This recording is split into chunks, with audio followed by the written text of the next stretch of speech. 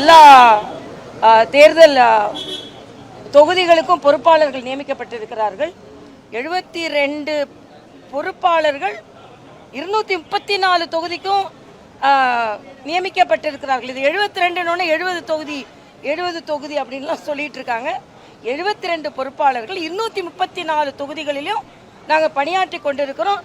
நாங்கள் கூட்டணி கட்சி தொகுதி எங்கள் தொகுதி அப்படின்னு வேறுபாடு பார்ப்பதில்லை.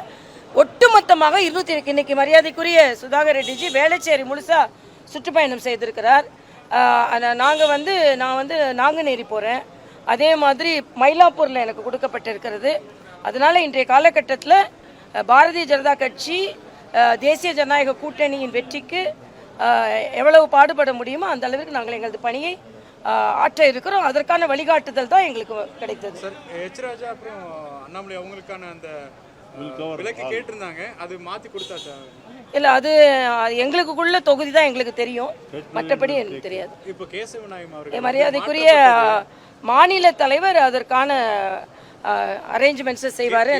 அவர்கள் மாற்றப்பட்டது பல்வேறு விமர்சனத்தை வந்து ஏற்படுத்தியிருக்கு. இல்லை, இதில் ஒரு விமர்சனமும் இல்லை. முதல்ல அவருக்கு நாங்கள்லாம் நன்றி உள்ளவர்களாக இருப்போம். 11 ஆண்டு காலம், அதுவும் குறிப்பாக நான் மாநில தலைவராக இருக்கும்போது தான் அவர் சங்க பணியிலிருந்து அரசியல் பணிக்கு வந்தார்.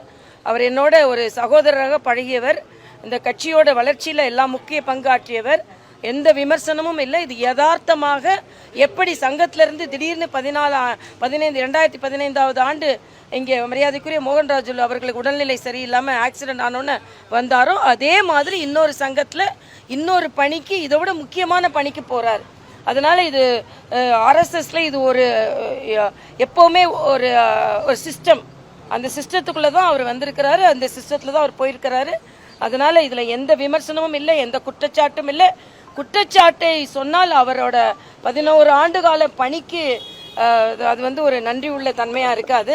அதனால அவர் இல்லை, அது மாதிரி நான் சொல்லிட்டேன் இது அவர் இயல்பான மாற்றம் என்பதை நான் சொல்லிட்டேன். பிளே ஸ்டோர் மற்றும் ஆப் ஸ்டோரில் இருந்து பாலிமர் செயலியை QR கோடு மூலம் பதிவிறக்கம் செய்யுங்கள். செய்திகளை உடனுக்குடன் பெறுங்கள்.